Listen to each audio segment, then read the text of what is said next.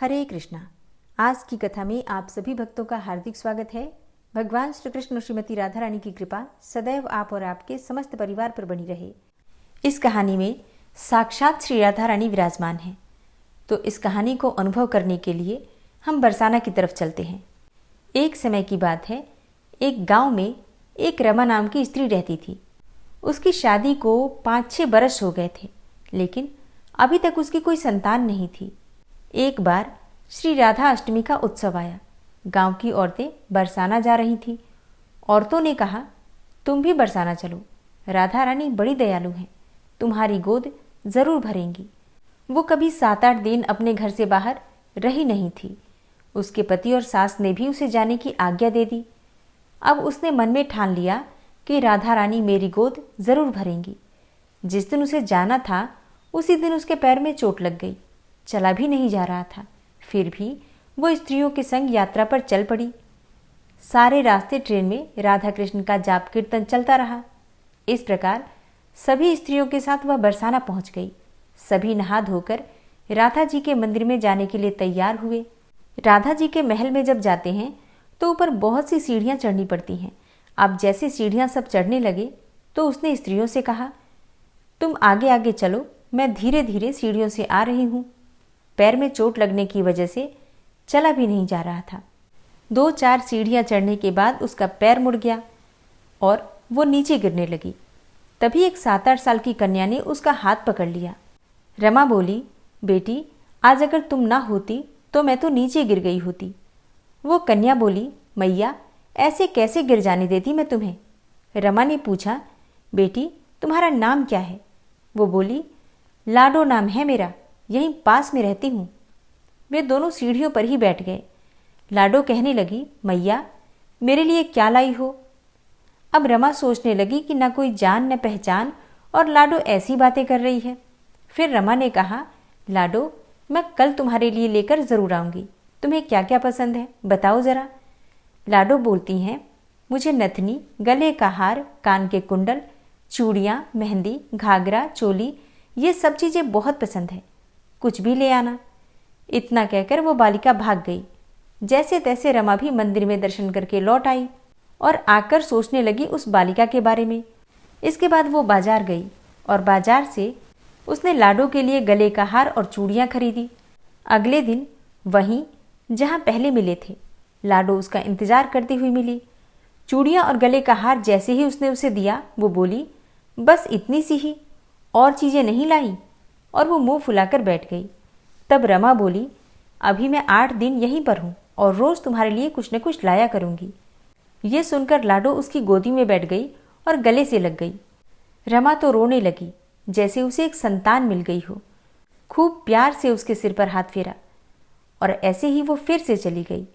रमा ने मंदिर से आकर घाघरा और चोली उसके लिए बनवाई। ऐसे ही रोज कुछ न कुछ उसे वो देती थी। एक दिन रमा कहती है, अब वो सारी चीजें मुझे पहनकर भी तो दिखा कि कैसी लगती हैं। लाडो बोली, कल राधा अष्टमी है, कल पहनूंगी। इस बार लाडो के साथ एक लड़का भी था।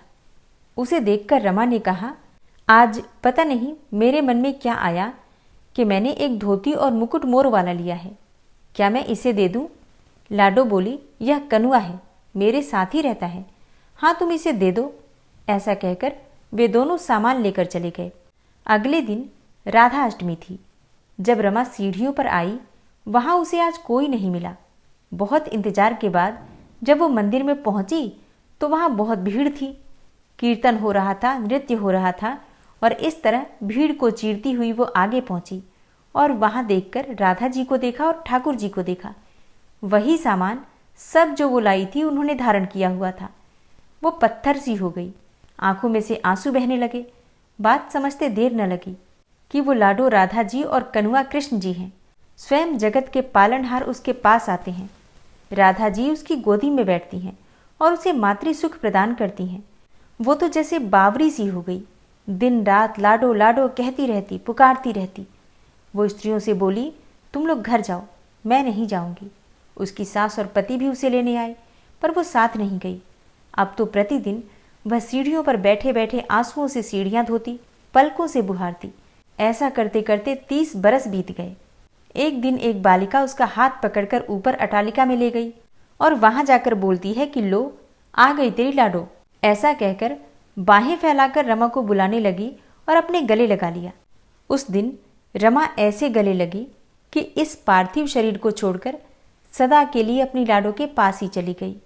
ये एक सच्ची घटना है और इस घटना से हमको ये सीख मिलती है कि जो भी आशा रखें, चाहे वह सकाम हो या निष्काम, केवल भगवान से ही रखें। एक न एक दिन अवश्य मिलते हैं। वो कहते हैं ना, आशा एक राम जी से दूजी आशा छोड़ दे, नाता एक राम जी से दूजा नाता तोड़ दे। बोलिए भक्त और भगवान की जय। एक समय की बात है, बरसाने में एक संत रहा करते थे। प्रतिदिन वो सुबह उठते थे, यमुना जी में स्नान करते थे और राधा रानी के दर्शन के लिए जाया करते थे। ये नियम हर रोज का था। जब तक वो राधा रानी के दर्शन नहीं कर लेते थे तब तक वो जल भी ग्रहण नहीं करते थे। और राधा रानी के दर्शन करते करते उनकी उम्र लगभग 80 वर्ष की हो गई थी। जब एक दिन वो सुबह उठे और प्रतिदिन की तरह ही उठकर वो यमुना में स्नान करने गए, फिर राधा रानी के दर्शन को चले गए। मंदिर के पट खुले और राधा रानी के वो दर्शन करने लगे। दर्शन करते करते ही उनके मन में ये भाव आया कि मुझे राधा रानी के दर्शन करते करते आज 80 वर्ष हो गए, लेकिन मैंने आज तक राधा रानी को कोई भी वस्त्र नहीं चढ़ाया। लोग राधा रानी के लिए कोई नारियल लाता है, कोई चुनरिया लाता है, कोई चूड़ी लाता है, कोई बिंदी लाता है, कोई साड़ी लाता है, कोई लहंगा लाता है, कोई लहंगा चुनरिया लेकर आता है, लेकिन मैंने तो आज तक अपनी राधा रानी को कुछ भी नहीं चढ़ाया है। ये विचार संत जी के मन में आया कि जब सभी मेरी राधा रानी के लिए कुछ न कुछ लेकर आते हैं तो मैं भी अपनी राधा रानी के लिए कुछ न कुछ जरूर लेकर आऊंगा। फिर संत ने अपने मन में कहा, लेकिन क्या लाऊं जिससे कि मेरी राधा रानी खुश हो जाए। अब संत जी सोचते सोचते अपनी कुटिया में आ गए। सारी रात सोचते सोचते ही सुबह हो गई। उठे और उठकर स्नान किया और आज अपनी कुटिया में ही राधा रानी के दर्शन पूजन किए। दर्शन के बाद मार्केट में जाकर सबसे सुंदर वाला लहंगा चुनरिया का कपड़ा लाए और अपनी कुटिया में आकर के अपने ही हाथों से लहंगा चुनरिया को सिला और सुंदर से सुंदर उस लहंगा चुनरिया में गोटा लगाए। फिर जब पूरी तरह से लहंगा चुनरिया को तैयार कर लिया तो मन में सोचा कि इस लहंगा चुनरिया को मैं अपनी राधा रानी को पहनाऊंगा तो मेरी राधा रानी बहुत सुंदर लगेंगी। ये सोच करके आज संत जी उस लहंगा चुनरिया को लेकर राधा रानी के मंदिर को चले। मंदिर की सीढ़ियां चढ़ने लगे और अपने मन में सोच रहे हैं कि आज मेरे हाथों के बनाए हुए लहंगा चुनरिया राधा रानी को पहनाऊंगा तो मेरी लाडली खूब सुंदर लगेगी। ये सोचते सोचते ही वो सीढ़ियां चढ़ते जा रहे थे। इतने में ही एक बरसाना की लड़की लाली आई और बाबा से कहती है कि बाबा बाबा आज तो आप बहुत ही खुश हो, क्या बात है बाबा बताओ ना।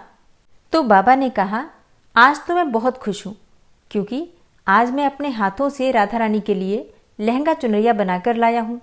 इस लहंगा चुनरिया को राधा रानी जी को पहनाऊंगा और मेरी राधा रानी बहुत सुंदर दिखेंगी। संत जी की बातें सुनकर लाली ने कहा, बाबा बाबा मुझे भी दिखाओ ना आपने लहंगा चुनरिया कैसी बनाई है।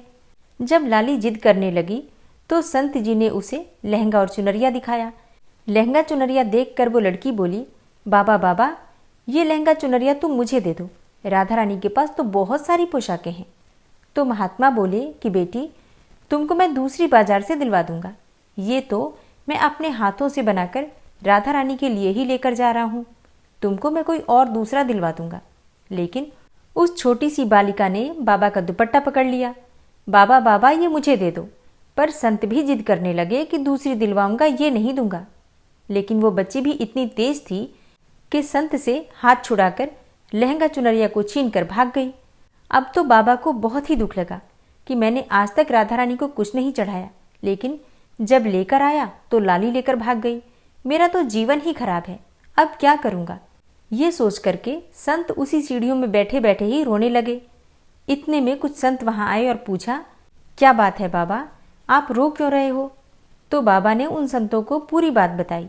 संतों ने बाबा को समझाया और कहा कि आप दुखी मत हो, कल दूसरी लहंगा चुनरिया बना के राधा रानी को पहना देना। चलो राधा रानी के दर्शन कर लेते हैं। इस प्रकार संतों ने बाबा को समझाया और राधा रानी के दर्शन को लेकर चले गए। अब रोना तो बंद हो गया, लेकिन मन बहुत खराब था क्योंकि कामना पूरी नहीं हुई ना। तो अनमने मन से राधा रानी का दर्शन करने संत जा रहे थे और मन में ही ये सोच रहे थे कि मुझे लगता है कि किशोरी जी की इच्छा ही नहीं थी। शायद राधा रानी मेरे हाथों से बनी पोशाक पहनना ही नहीं चाहती थी। ऐसा सोचकर बड़े दुखी होकर जा रहे थे। मंदिर आकर राधा रानी के पट खुलने का इंतजार करने लगे। थोड़ी देर में ही मंदिर के पट खुले तो संतों ने कहा, बाबा देखो, आज तो हमारी राधा रानी बहुत ही सुंदर लग रही हैं। संतों की बात सुनकर के जैसे ही बाबा ने अपना सिर उठा करके देखा तो जो लहंगा चुनरिया बाबा ने अपने हाथों से बनाया था वही आज राधा रानी ने पहना हुआ था। अब बाबा बहुत ही खुश हो गए और राधा रानी से कहा कि हे राधा रानी, आपसे इतना भी सब्र नहीं हो रहा कि आप मेरे हाथों से मंदिर की सीढ़ियों से ही लेकर भाग गई, ऐसा क्यों? तब सर्वेश्वरी श्री राधा रानी ने कहा कि बाबा, आपके भाव को देखकर मुझसे रहा ही नहीं गया और ये केवल पोशाक नहीं है, इसमें आपका प्रेम है। इसलिए तो मैं खुद ही आकर के आपसे लहंगा चुनरिया छीन कर भाग गई थी। इतना सुनकर के बाबा भाव विभोर हो गए और बाबा ने उसी समय किशोरी जी का धन्यवाद किया। श्री राधा रानी जी न सिर्फ ब्रजधाम की महारानी हैं बल्कि कृष्ण के हृदय की स्वामिनी भी हैं। मान्यता है कि कृष्ण को पाने के लिए या उनकी कृपा को प्राप्त करने के लिए राधा नाम की धुन ही काफ़ी है। राधा रानी के जाप से व्यक्ति को श्री कृष्ण का विशेष आशीर्वाद भी मिल जाता है और श्री राधा रानी की कृपा भी उसे प्राप्त हो जाती है। यूँ तो राधा रानी के कई नाम हैं, लेकिन ब्रज में उन्हें राधा के अलावा किशोरी नाम से भी पुकारा जाता है। राधा रानी के किशोरी नाम पढ़ने के पीछे भी एक बड़ी ही दिलचस्प कथा है जो आज मैं आपसे शेयर करने वाली हूँ। आखिर कैसे पड़ा राधा रानी का किशोरी नाम? पौराणिक कथा के अनुसार द्वापर युग में अष्टावक्र नाम के एक प्रकांड विद्वान एवं संत हुआ करते थे। ऋषि अष्टावक्र का शरीर अपने ही पिता द्वारा मिले हुए श्राप के कारण 8 स्थानों से टेढ़ा था, यानी कि उनके शरीर के 8 अंगों की बनावट टेढ़ी मेढ़ी थी। अब इसी कारण से वो जहाँ भी जाते थे लोग उनका उपहास करते थे और लोगों का यह व्यवहार देखकर ऋषि अष्टावक्र उन्हें श्राप दे दिया करते थे। फिर एक दिन ऋषि अष्टावक्र जब बरसाना पहुँचे तो वहाँ उनकी भेंट हुई श्री राधा रानी से। राधा रानी भगवान श्री कृष्ण के साथ ही विराजमान थी। अष्टावक्र जी को देखकर श्री राधा रानी धीमी धीमी मुस्कुराने लगी। अब जैसे ही अष्टावक्र जी ने उन्हें यूं मुस्कुराता देखा तो वो क्रोधवश राधा रानी को श्राप देने लगे, परंतु श्री कृष्ण ने अष्टावक्र जी को रोकते हुए उनसे निवेदन किया कि ये श्राप देने से पहले एक बार राधा रानी के मुस्कुराने के पीछे का कारण तो जान लीजिए। तब जब अष्टावक्र जी ने कारण पूछा तो श्री राधा रानी ने उन्हें अपने हंसने का मुख्य कारण बताया। श्री राधा रानी ने कहा कि वो अष्टावक्र जी के अंतर मन में समाहित श्री कृष्ण की छवि को देखकर हंस रही हैं। अष्टावक्र के भीतर का ज्ञान और उस ज्ञान के स्रोत कृष्ण की मनोरम छवि से श्री राधा रानी आनंदित हो रही हैं। राधा रानी की पूरी बात सुनकर अष्टावक्र ऋषि ने अपनी भूल के लिए क्षमा मांगी और प्रसन्न होकर श्री राधा रानी को आजीवन किशोर अवस्था में रहने का ही वरदान दे दिया। फिर किशोर अवस्था से ही राधा रानी का नाम किशोरी पड़ गया। तभी से श्री राधा रानी को किशोरी जी कहा जाने लगा और आज भी ब्रज की हर बालिका को किशोरी जी का ही रूप माना जाता है। राधा रानी की किशोरी रूप में पूजा भी की जाती है और उनका भव्य श्रृंगार भी होता है। आज की श्री राधा रानी की कथा आपको कैसी लगी कमेंट बॉक्स में ज़रूर बताइए। आज से 17 दिनों का अन्नपूर्णा व्रत प्रारंभ हो रहा है। बहुत से भक्त हैं जो कि व्रत धारण करते हैं और कई भक्त हैं जो कि व्रत नहीं भी करते हैं। तो भी आपको एक चीज़ का ध्यान रखना है, माँ अन्नपूर्णा की कृपा से ही ये पूरा संसार टिका हुआ है। इसलिए अगर आप व्रत कर पाते हैं अत्यंत श्रेष्ठ होगा, व्रत नहीं कर पाते हैं तो भी आपको माँ अन्नपूर्णा की आराधना जरूर करनी चाहिए। तो अगर आप अन्नपूर्णा व्रत के बारे में जानना चाहते हैं, पूजा विधि के बारे में जानना चाहते हैं तो चैनल पर वीडियो अपलोड है, आप लोग ज़रूर देख लीजिए। और अन्नपूर्णा व्रत की कथा की वीडियो भी चैनल पर अपलोड है, आप लोग प्रतिदिन ज़रूर सुना कीजिए। मतलब व्रत नहीं कर पाते हैं तो भी पूजा आराधना करके व्रत की कथा ज़रूर सुन लीजिएगा। और अब ठाकुर जी का ध्यान करके आज की इस पावन और परम कल्याणकारी कथा का श्रवण करते हैं। और कल की कथा में आपने एकादशी व्रत के नियम और विधि के बारे में जाना। आज आप जानने वाले हैं उद्यापन विधि के बारे में। एकादशी व्रत का उद्यापन कब और कैसे करना चाहिए, इस विषय में भारद्वाज ऋषि कहते हैं कि विधि पूर्वक 1 वर्ष तक एकादशी व्रत का पालन करना चाहिए। मतलब जब तक आपका 1 वर्ष पूरा न हो तब तक आप विधि पूर्वक एकादशी का व्रत कीजिए और वर्ष पूरा होने पर आपको उद्यापन करना है। उद्यापन किस महीने में करना चाहिए तो इस विषय में भारद्वाज ऋषि कहते हैं कि मार्गशीर्ष मास के शुभ शुक्ल पक्ष में एकादशी व्रत का उद्यापन किया जाता है। उसमें विधि के जानने वाले 12 ब्राह्मणों को आमंत्रित करके 13वें विधिज्ञ आचार्य को पत्नी सहित आमंत्रित करें। मतलब 12 ब्राह्मण आएंगे और जो आचार्य होंगे, जो कि विधि पूर्वक पूजन इत्यादि करवाते हैं, वो ब्राह्मण और ब्राह्मणी पति पत्नी दोनों आएंगे। इस प्रकार से 13 ब्राह्मण हो जाएंगे और एक ब्राह्मणी हो जाएगी। यजमान स्नान करके पवित्र होकर श्रद्धा एवं इंद्रिय संयम पूर्वक पाद्य, अर्घ्य और वस्त्र आदि सामग्रियों से आचार्य आदि का पूजन करें। तत्पश्चात आचार्य उत्तम रंगों से चक्र और कमल संयुक्त सर्वतोभद्र मंडल बनवाएं। उस मंडल को श्वेत वस्त्र से आवेष्टित करें। फिर पंचपल्लव और पंचरत्न से युक्त कपूर और अगरू के सुगंध से वासित जलपूर्ण कलश को लाल कपड़े से वेष्टित करके उसके ऊपर तांबे का पूर्ण पात्र रखें। साथ ही उस कलश को फूलों की मालाओं से भी आवेष्टित करें और उसे सर्वतोभद्र मंडल के ऊपर स्थापित कर दें। कलश के ऊपर भगवान श्री लक्ष्मी नारायण की स्थापना करें। तदनंतर सर्वतोभद्र मंडल में 12 मासों के अधिपतियों की स्थापना करके अखंड व्रत की पूर्ति के लिए उनका पूजन करना चाहिए। मंडल से पूर्व भाग में शुभ शंख की स्थापना करते हुए कहें, हे पांचजन्य, तुम पहले समुद्र से उत्पन्न हुए, फिर भगवान विष्णु ने तुम्हें अपने हाथों में धारण किया, संपूर्ण देवताओं ने तुम्हारे रूप को संवारा है, तुम्हें नमस्कार है। इस प्रकार शंख की स्थापना और पूजा करने के बाद सर्वतोभद्र मंडल से उत्तर दिशा में हवन के लिए वेदी बनावें और संकल्प पूर्वक वेदोक्त विष्णु संबंधी मंत्रों से हवन करें। फिर भगवान विष्णु की प्रतिमा का स्थापन और पुरुष सूक्त एवं पौराणिक शुभ मंत्रों से उसका पूजन करें। नैवेद्य चढ़ावें, धूप दीप आदि उपहार भेंट करके आरती उतारें। फिर यक्ष, करदम अर्थात कपूर, अगरू, कस्तूरी और कंकोल से बनाए हुए अंगलेप से पूजा करके परिक्रमा करें। ब्राह्मणों से स्वस्ति वाचन कराकर नमस्कार करें। उसके बाद ब्राह्मणों को आचार्य आदि क्रम से वैदिक मंत्रों का जप करना चाहिए। जप के लिए पवमान सूक्त, मंडल ब्राह्मण, मधुवाता, ऋतायते इत्यादि 3 मंत्र, तेजोसी शुक्रजः, वाचम ब्रह्म, पवित्रवंतम सूर्यस्य तथा विष्णुर्महर्षि इत्यादि वैदिक संहितोक्त मंत्र श्रेष्ठ माने गए हैं। जप के अंत में भगवान विष्णु का कलश के ऊपर स्थापन करना चाहिए। फिर सवेरे दिन निकलने पर हवन करना चाहिए। यज्ञ अग्नि क्रियापरायण पुरुष पहले पात्र स्थापन करके विधि पूर्वक पूजा करने के पश्चात स्तुति करे। उसके बाद अपनी शाखा के गृहसूत्र में बताई हुई विधि के अनुसार चरु पूर्वक होम करे। चरु 2 पात्रों में तैयार करें। फिर पुरुष सूक्त के मंत्र से चरु की 16 आहुतियां दें तथा घृतयुक्त पायस द्वारा 4 बार श्रेष्ठ आहुति प्रदान करें। उसके बाद प्रादेश मात्र अर्थात अंगूठे से लेकर तर्जनी तक की लंबी 100 पलाश की समिधाएं लेकर उन्हें घी में डुबो दें और इदम विष्णु विचक्र में इत्यादि मंत्रों से कर्म की सिद्धि के लिए उनका हवन करें। समिधाओं की 100 आहुति देने के बाद तिल की 200 आहुतियां दें। इस प्रकार वैष्णव होम करके गृह यज्ञ प्रारंभ करें। उसमें भी क्रमशः समिधा होम, चरु होम और तिल होम करने चाहिए। तत्पश्चात स्वस्ति वाचन कराकर पूजन करें। फिर ऋत्विजों को दक्षिणा दें और भगवान की प्रसन्नता के लिए ब्राह्मण को एक दूध देने वाली गौ तथा सुंदर बैल दें। तदनंतर ब्राह्मणों को 13 पद दान करें। सपत्नीक आचार्य को अर्थात जिस ब्राह्मण को आपने पति पत्नी दोनों को जोड़े में बुला रखा है उन्हें वस्त्रों से संतुष्ट करें और धन सहित महादान दें। और पारण कर लेने पर रात को ब्राह्मणों को जल से भरे हुए वस्त्र वेष्टित 25 कलश दान करें। अपनी शक्ति के अनुसार व्रत का उद्यापन करना चाहिए। इस प्रकार अखंड एकादशी व्रत का वर्णन किया गया। अब यहीं पर एक और चीज मैं आप लोगों से कहना चाहूंगी, जैसे कि इसमें जो व्रत के उद्यापन की विधि बताई गई है ये विस्तृत है। मतलब सबके लिए इतना संभव नहीं हो पाता है कि वो 12 या 13 ब्राह्मण बुलाएं।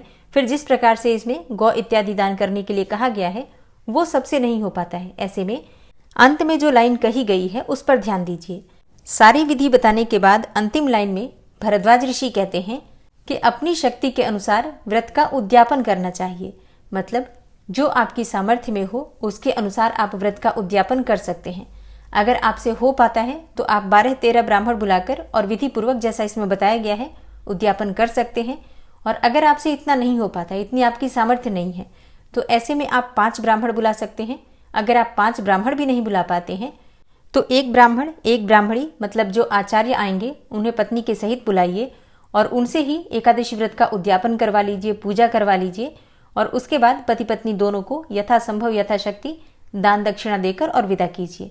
अब देखिए, ये मत कहिएगा कि आप अपने आप ही व्रत का उद्यापन करना चाहते हैं, क्योंकि एकादशी का व्रत महाव्रत माना गया है, व्रतों का राजा माना गया है। हमसे जो भी जाने अनजाने गलतियां हो जाती हैं व्रत के दौरान, अगर उद्यापन हम सही प्रकार से करते हैं तो हमारे व्रत का संपूर्ण फल हमें प्राप्त होता है। ब्राह्मण के घर में आने से पापों का नाश होता है। एक ब्राह्मण भी अगर आपके घर में आता है और वो भोजन करता है तो आपके घर की कितनी ही परेशानियां समाप्त हो जाती हैं। अगर वो कर्मकांडी ब्राह्मण हो जो कि पूजा पाठ करते हो, उन ब्राह्मणों की बात कर रही हूं मैं। तो जो विद्वान ब्राह्मण आते हैं, पति पत्नी दोनों आते हैं एकादशी के दिन, और कुछ पूजा वो एकादशी के दिन करवा कर जाते हैं, वो भी व्रत धारण करते हैं। जो भी आचार्य आपके एकादशी व्रत का उद्यापन करवाते हैं वो स्वयं भी एकादशी व्रत कर रहे होंगे, क्योंकि दोनों पति पत्नी व्रत की अवस्था में ही रहते हैं, आचार्य ब्राह्मण भी और आप भी पति पत्नी व्रत की अवस्था में ही रहेंगे। या फिर अगर आप अकेले भी कर रहे हैं जैसे कि पति या पत्नी, तो जो भी व्रत का उद्यापन करता है वो तो व्रत में होता ही है। ब्राह्मण आचार्य जो आते हैं पति पत्नी, वो भी व्रत में होते हैं, मतलब ये नियम ही है। फिर एकादशी के दिन आकर वो कुछ पूजा करवा कर जाते हैं और पूजा कराने के बाद फलाहार करेंगे आप ही के घर पर। जो भी उद्यापन करवाते हैं उनके घर पे वो फलाहार करते हैं। फिर द्वादशी के दिन वो आते हैं और विधि पूर्वक शुभ मुहूर्त में उद्यापन करवाते हैं और भोजन करते हैं, मतलब व्रत का पारण वो भी करते हैं। फिर ब्राह्मण के चरण स्पर्श करके आप आशीर्वाद लेंगे और यथाशक्ति यथासंभव दान दक्षिणा देकर आप ब्राह्मण को विदा करते हैं।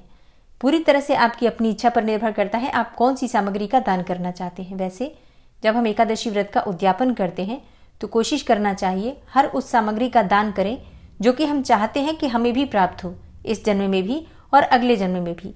तो अपनी सामर्थ्य के अनुसार चाहे थोड़ी सी ही सही, पर प्रत्येक वस्तु दान करने का प्रयास कीजिए। जैसे कि थोड़ा बहुत अन्न का भी दान कीजिए जितना आपके पास उपलब्ध हो, और वस्त्रों का भी दान दीजिए, कम से कम 5 वस्त्र पति पत्नी दोनों के लिए। इसी प्रकार से आप चाहें तो 5 बर्तन कर सकते हैं, और गौदान के निमित्त आप चाहें तो कुछ पैसे दे सकते हैं दक्षिणा स्वरूप में। देखिए, मतलब अगर आप 11 या 21 रुपए भी गौदान का नाम लेकर देते हैं कि ये गौदान के लिए है, तो उसे गौदान में माना जाता है।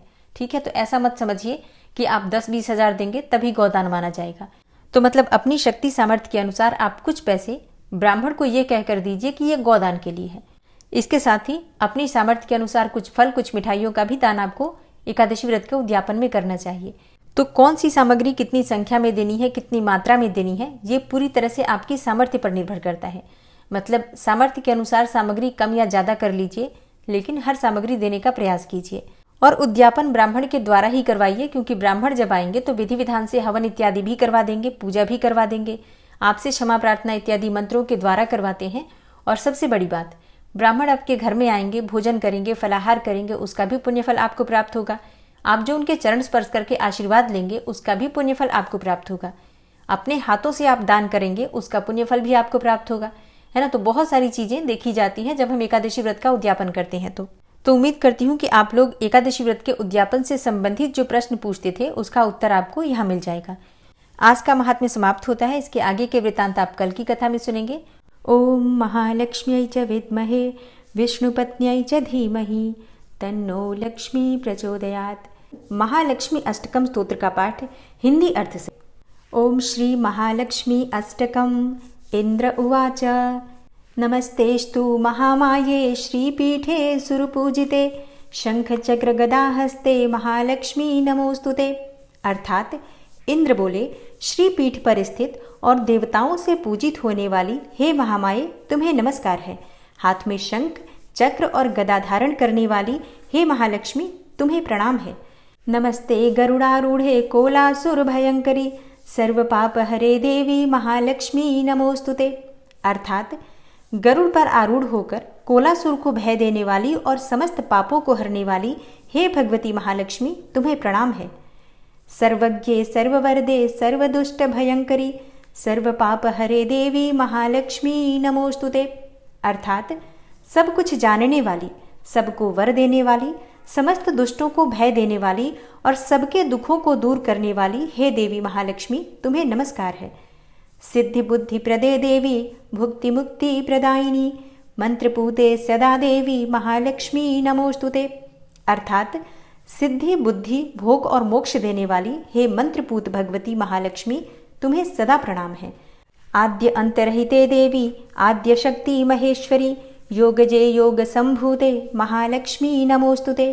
अर्थात हे देवी, हे आदि अंतरहित आदि शक्ति, हे महेश्वरी, हे योग से प्रकट हुई भगवती महालक्ष्मी, तुम्हें नमस्कार है। स्थूले सूक्ष्म महारौद्रे महाशक्ते मनोहरे महापाप हरे देवी महालक्ष्मी नमोस्तुते। अर्थात हे देवी, तुम स्थूल, सूक्ष्म एवं महारौद्र रूपिणी हो, महाशक्ति हो, महोदरा हो और बड़े बड़े पापों का नाश करने वाली हो। हे देवी महालक्ष्मी, तुम्हें नमस्कार है। पद्मासन स्थिते देवी परब्रह्म स्वरूपिणी परमेशी जगन्मातर महालक्ष्मी नमोस्तुते।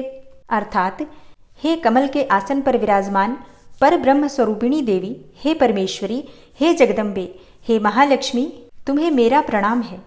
श्वेतांबर धरे देवी नानालंकार भूषणे जगत स्थिते जगन्मातर महालक्ष्मी नमोस्तुते।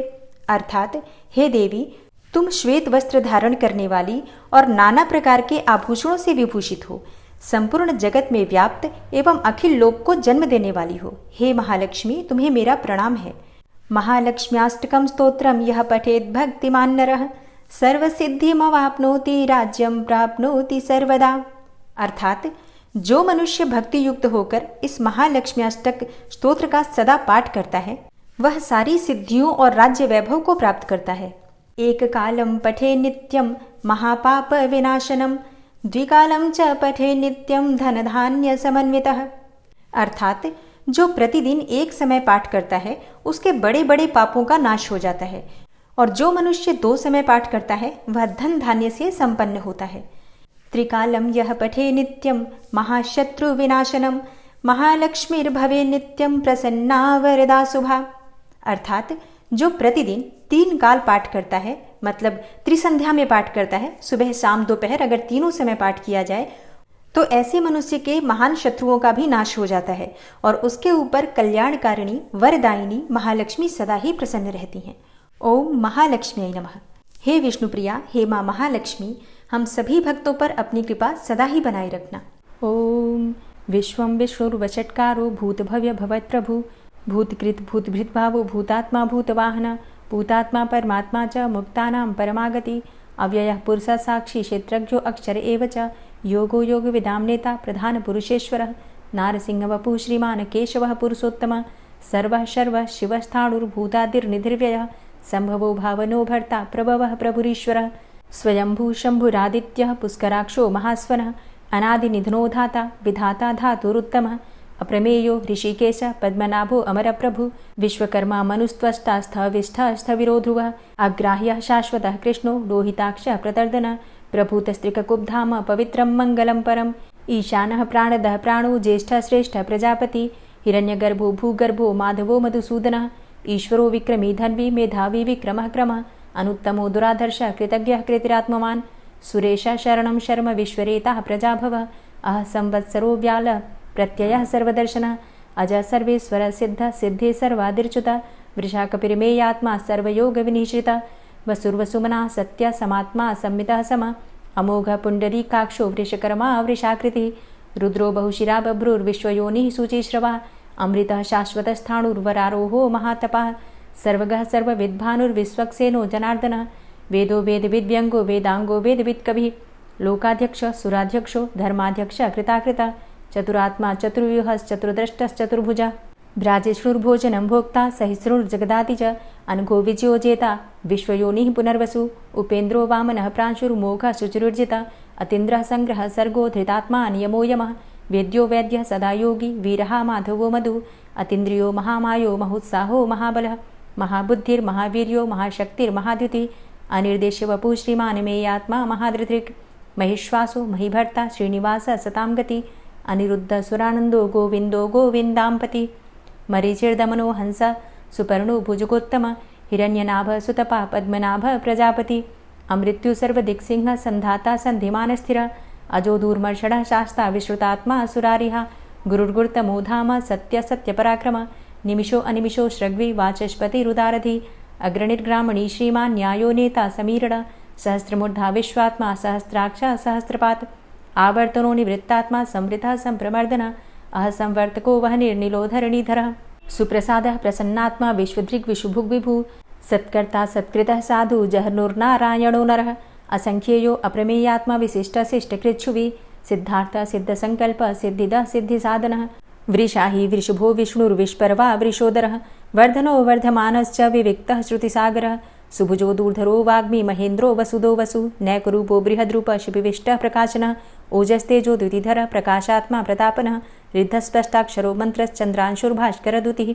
अमृतांशुद्भवो भानु शशबिन्दुः सुरेश्वरः औषधं जगतः सेतु सत्यधर्मपराक्रमः भूतभव्य भवन्नाथ पवनः पावनो नलः कामः कामकृत्कान्तः कामः कामप्रदः प्रभु युगादिकृद्युगावर्तो नैकमायो महाशनः अदृश्योऽव्यक्तरूपश्च सहस्रजितनन्तजित् इष्टो अविशिष्ट शिष्टेष्ट शिखण्डी नहुसो वृष क्रोधः क्रोधकृत्कर्ता विश्वबाहुर्महीधरः अच्युतः प्रतितः प्राणदो वासवानुजः अपां निधिर्धिष्ठानं प्रमत्तः प्रतिष्ठितः स्कन्दः स्कन्दधरो धूर्यो वरदो वायुवाहनः वासुदेवो बृहद्भानुरादिदेवः पुरन्दरः अशोकस्तारणस्तारः शूरः सौरिर्जनेश्वरः अनुकूलः शतावर्त पद्मी पद्मनिभेक्षणः पद्मनाभो अरविन्दाक्ष पद्मगर्भ शरीरभृत् महर्धिरिद्धो वृद्धात्मा महाक्षो गरुडाध्वजः अतुलः शरभो भीमो समयज्ञो हविर्हरि सर्वलक्षणलक्षण्यो लक्ष्मीवान् समितिञ्जयः वीक्षरो रोहितो मार्गो हेतुर्दामोदरः सह महीधरो महाभागो वेगवान् मिताशनः उद्भवः क्षोभणो देवः श्रीगर्भः परमेश्वरः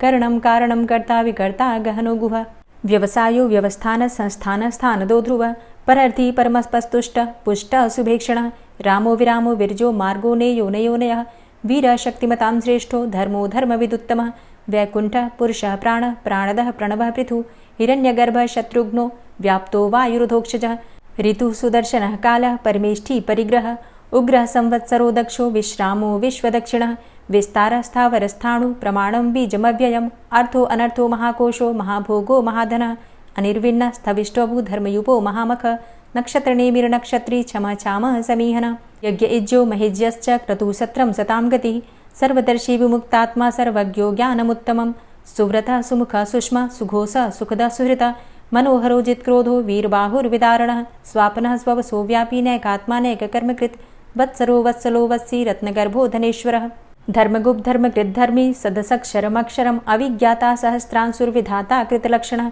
गभस्तिनेमिः सत्त्वस्थः सिंहो भूतमहेश्वरः आदिदेवो महादेवो देवेशो देवभृद्गुरुः उत्तरो गोपतिर्गोप्ता ज्ञानगम्यः पुरातनः शरीरभूतभृद्भोक्ता कपीन्द्रो भूरि दक्षिणः सोमभो अमृतपः सोमः पुरुजित पुरुषोत्तमः विनयोजयः सत्यसन्धो दाशाः सात्वतां पतिः जीवो विनयिता साक्षी मुकुन्दो अमितविक्रमः अम्भो निद्रणन्तात्मा महोदधीशयोऽन्तकः अजोमहारः स्वाभाव्यो जितामित्रः प्रमोदनः आनन्दो नन्दनो नन्दः सत्यधर्मा त्रिविक्रमः महर्षि कपिलाचार्यः कृतज्ञो मेदिनीपतिः त्रिपदस्त्रिदशाध्यक्षो महाशृङ्गः कृतान्तकृत् महावराहो गोविन्दः सुखेणः कनकाङ्गदी गुह्यो गभीरो गहनो गुप्तश्चक्रगदाधरः वेधा स्वाङ्गो अजितः कृष्णो दृढः सङ्कर्षणोच्युतः वरुणो वारुणो वृक्षः पुष्कराक्षो महामनाः भगवान् भगानन्दी वनमाली हलायुधः आदित्यो ज्योतिरादित्यः सहिष्णुर्गतिसत्तमः सुधन्वाखण्ड परशुर्दारुणो द्रविडप्रदः दिविस्त्रिक्सरदृग्व्यासो वाचस्पतिर्योनिजः त्रिसामा सामगः साम निर्वाणं भेषजम्भिषक्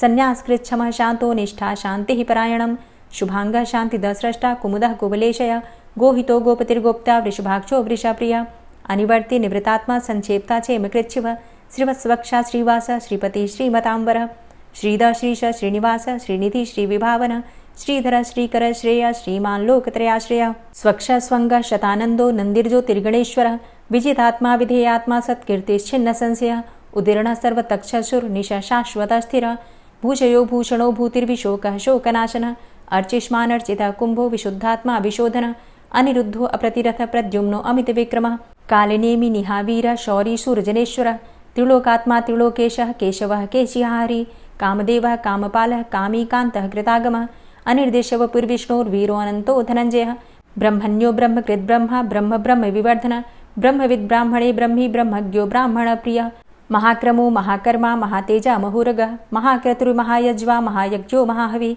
स्तव्यः स्तव प्रियः स्तोत्रं स्तुतिस्तोतारणप्रियः पूर्णः पुरैता पुण्यः पुण्यकीर्तिर्नामयः मनोजवस्तीर्थकरो वसुरेता वसुप्रदः वसुप्रदो वासुदेव वसुर्वसुमनाहवि सद्गतिः सत्कीर्तिः सत्ता सद्भूतिः सत्परायणः शूरसेनो यदुश्रेष्ठः सन्निवासः सुयामुनः भूतावासो वासुदेवः सर्वासु निलयोऽनलः दर्पः दर्पदो दृप्तो दूढरोऽथा पराजितः विश्वमूर्तिर्महामूर्तिर्दीप्तमूर्तिर्मूर्तिमान् अनेकमूर्तिरव्यक्तः शतमूर्तिः शताननः एको नैकः सवः क किं यत्तत्पदमनुत्तमं लोकबन्धुर्लोकनाथो माधवो भक्तवत्सलः सुवर्णवर्णो हेमाङ्गो वराङ्गश्चन्दनाङ्गदी वीरः विषमः शून्यो घृताशीरचलश्चलः अमानीमानदो मान्यो लोकस्वामी त्रिलोकधृक् सुमेधा मेधजो धन्यः सत्यमेधाधराधरः तेजोवृषः द्वितिधरः सर्वशस्त्रभृताम्बरः प्रग्रहो निग्रहो व्यग्रो नैकशृङ्गो गदाग्रजः चतुर्मूर्तिश्चतुर्बाहुश्चतुर्व्यूहश्चतुर्गति चतुरात्मा चतुर्भावश्चतुर्वेदविदेकपात् समावर्तो अनिवृतात्मा दुर्जयो दुरतिक्रम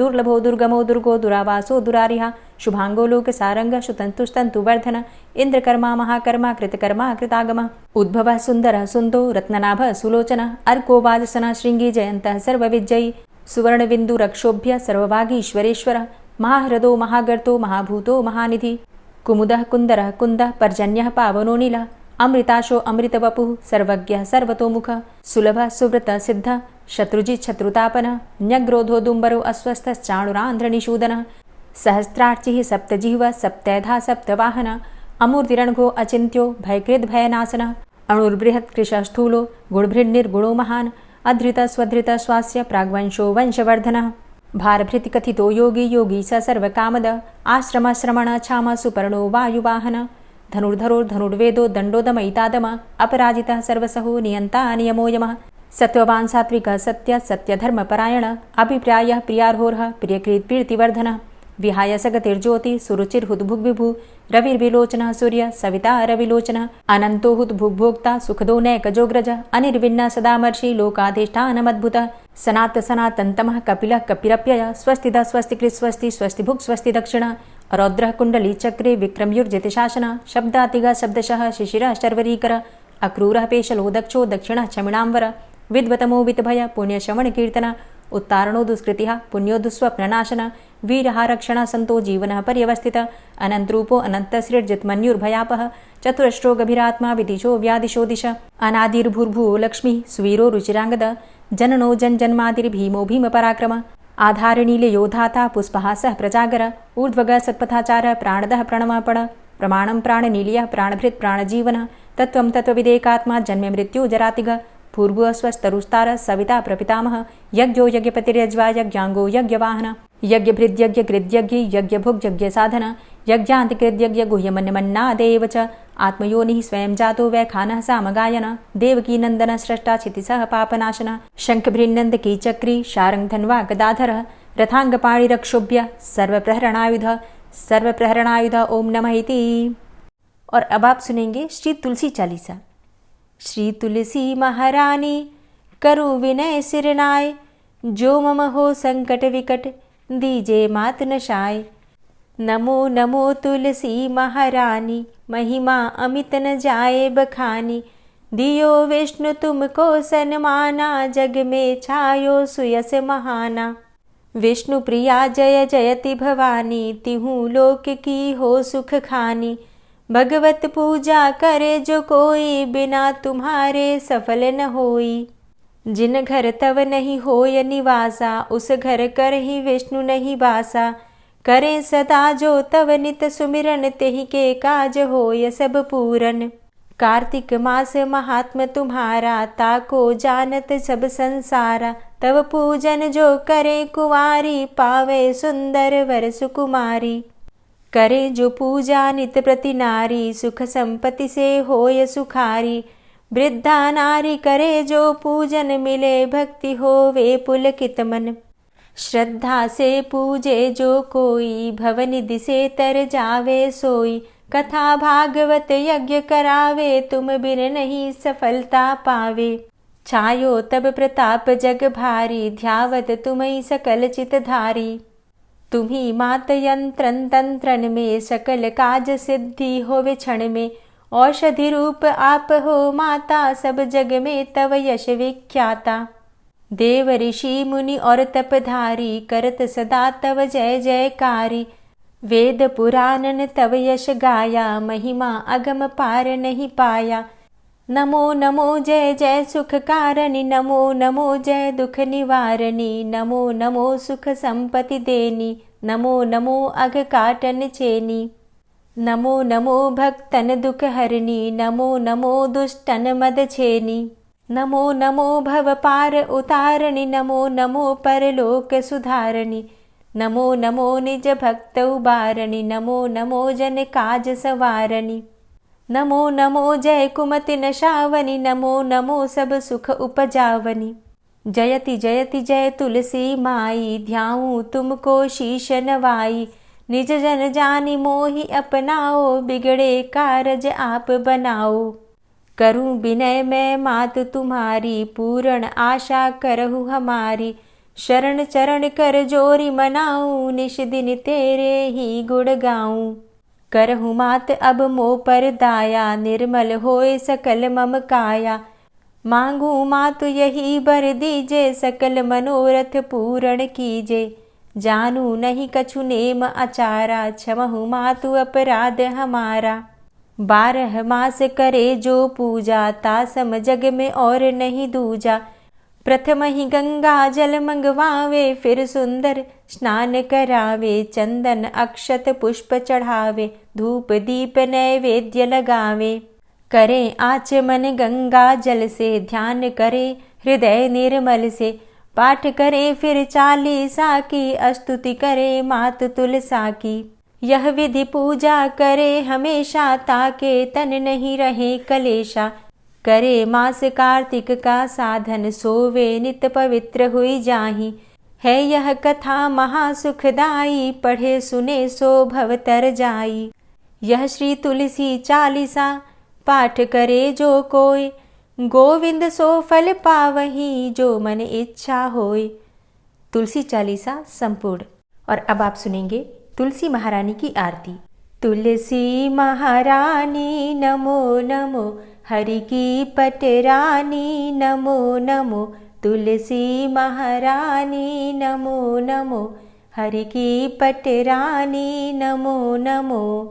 धन्य तुलसी पूर्ण तप कीनो, धन्य तुलसी पूर्ण तप कीनो।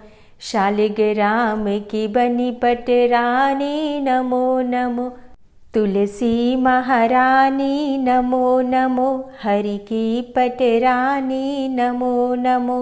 जाके पत्र मंजरी कोमल, जाके पत्र मंजरी कोमल। श्रीपति कमल चरण लपटानी नमो नमो, हरि की पटरानी नमो नमो। तुलसी महारानी नमो नमो। धूप दीप नैवेद्य आरती, धूप दीप नैवेद्य आरती।